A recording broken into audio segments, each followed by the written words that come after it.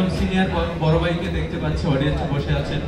আমি সবার নামটাও ঠিক মতো উচ্চারণ করতে পারবো না, আমাদের নামের বিশেষণগুলো বলতে পারবো না, তারপরে বলার চেষ্টা করছি। মনি ভাই, আজাদ ভাই, জামাল ভাই, আপনারা মঞ্চে চলে আসুন।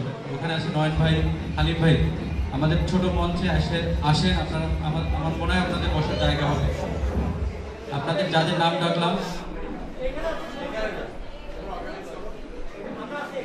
আচ্ছা, থ্যাংক ইউ, ধন্যবাদ। এ পর্যায়ে আমি আমাদের প্রাক্তন ছাত্র শিহাব ভাইকে তার শুভেচ্ছা বক্তব্য পেশ করার জন্য অনুরোধ জানাচ্ছি। শিহাবুদ্দিন ভাইকে শুভেচ্ছা বক্তব্য দেওয়ার জন্য অনুরোধ জানাচ্ছি।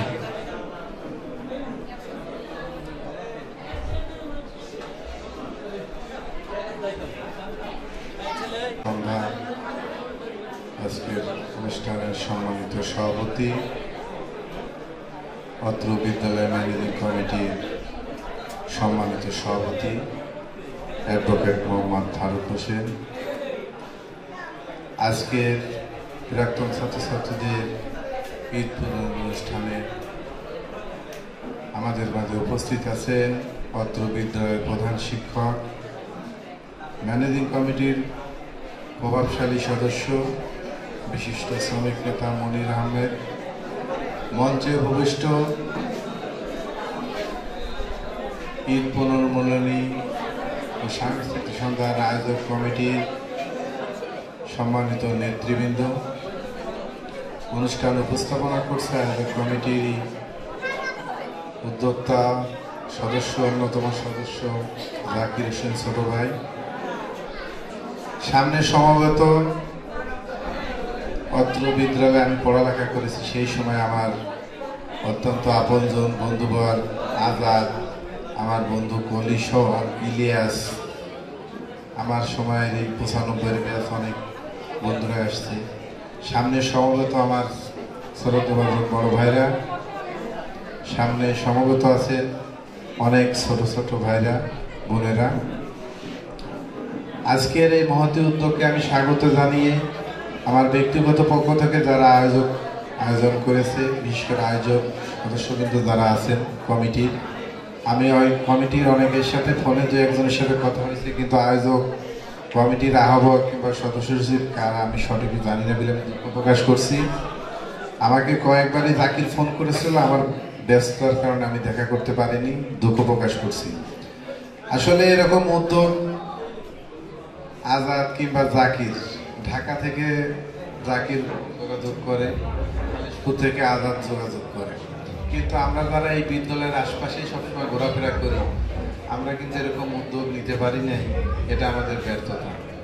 স্থানীয়ভাবে আমাদেরই এগিয়ে আসা উচিত ছিল, কিন্তু যারা আসছে স্বল্প পরিসরে অল্প সময়ে, আমি মনে করি এটা যদি আরো আগে উদ্যোগ নেওয়া হতো, বন্ধুরা ছিল, বড় ভাইরা ছিল, বাইরে স্টেজ করে প্যান্ডেল করে আরো বড় পরিসরে আমরা করতে পারতাম।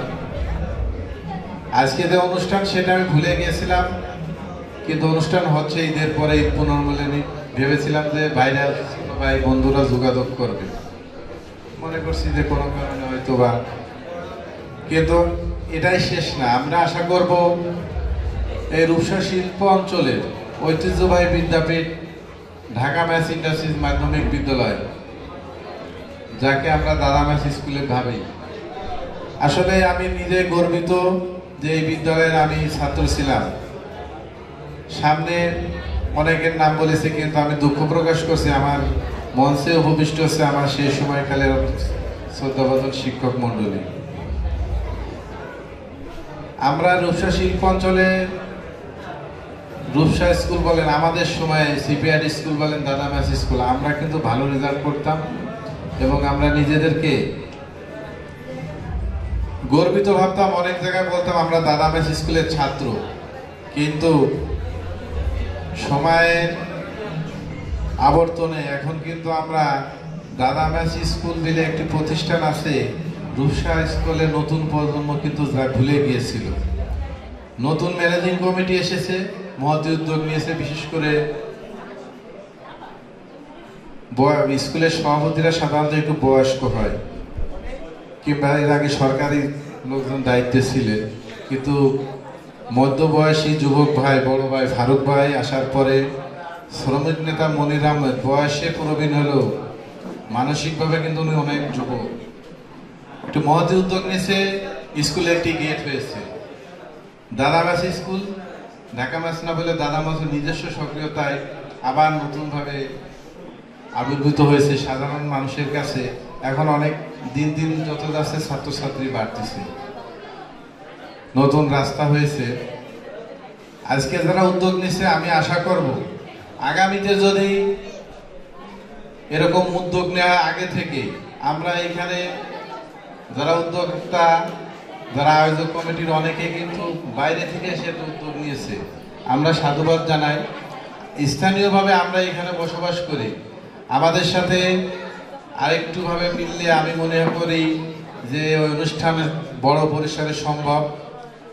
আজকে ভালো লাগতেছে যে পুরাতন বন্ধুদের সাথে অনেকের সাথে দেখা হচ্ছে, বড় ভাইদের যাদেরকে দেখলে আমাদের অত্যন্ত শ্রদ্ধাভাজন বড় ভাই আছে। বিশেষ করে আমরা যখন ক্লাস 8-এ বৃত্তি পরীক্ষায় অংশগ্রহণ করেছিলাম, বৃত্তি ক্লাস করতাম রাতে, অনেক বড় ভাইরা আছে, তাদের মুখ সবসময় বেশি ওঠে। ভালো লাগছে তারা আসছে। তা আমি চাই যে আমাদের বিদ্যালয়ের সভাপতির বক্তব্য একটু আগে শুনেছি, আমাদের মাননীয় সংসদ সদস্য আলহাজ মিজান ভাই অত্যন্ত স্নেহ করে থাকে। এই বিদ্যালয়টা নতুন আঙ্গিকে নতুন ভবন হয়েছে, আমাদের কিছু কাজ আছে। আমাকে ইতিমধ্যে সভাপতি সাহেব স্কুলের এবং মনির আহমেদ উনিও বলেছেন আমাদের কিছু বন্ধু বান্ধব দেশের বাইরে থাকে, তাদের কন্ট্যাক্ট নাম্বার আমি দিয়েছি। স্কুলের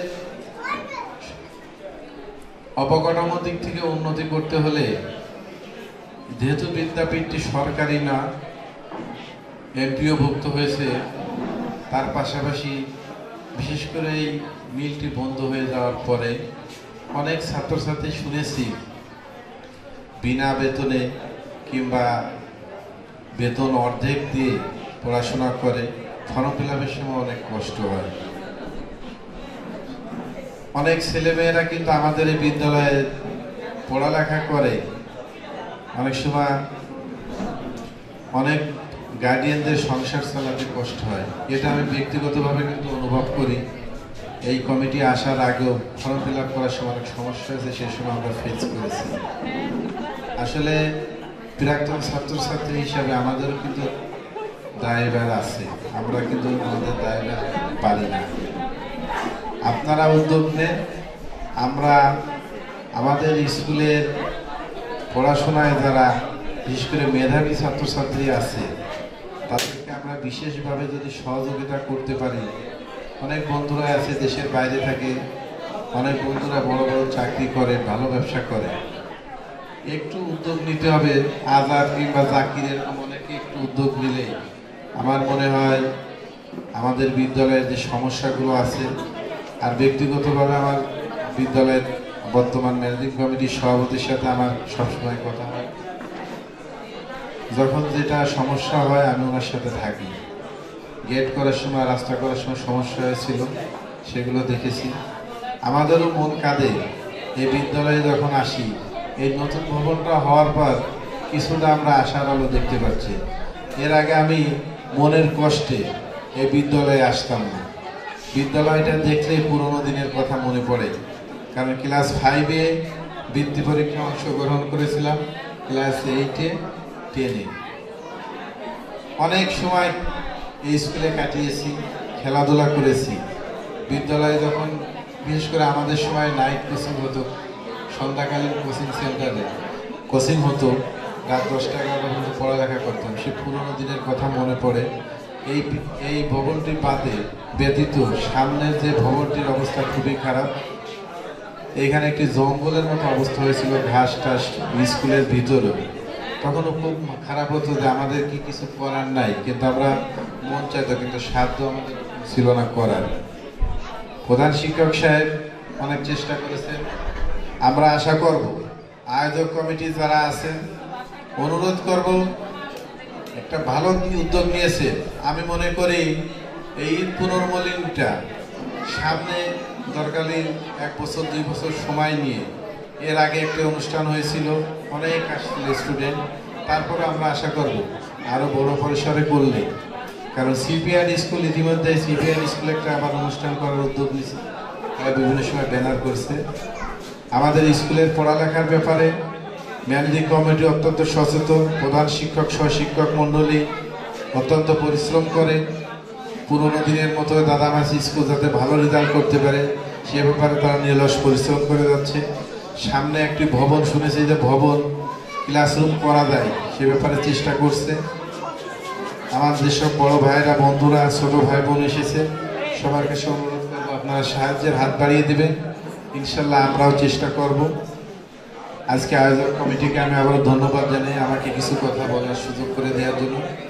আমি তাদের প্রতি কৃতজ্ঞতা প্রকাশ করছি, ধন্যবাদ জানাচ্ছি, অভিনন্দন জানাচ্ছি একটি অনুষ্ঠান করার জন্য।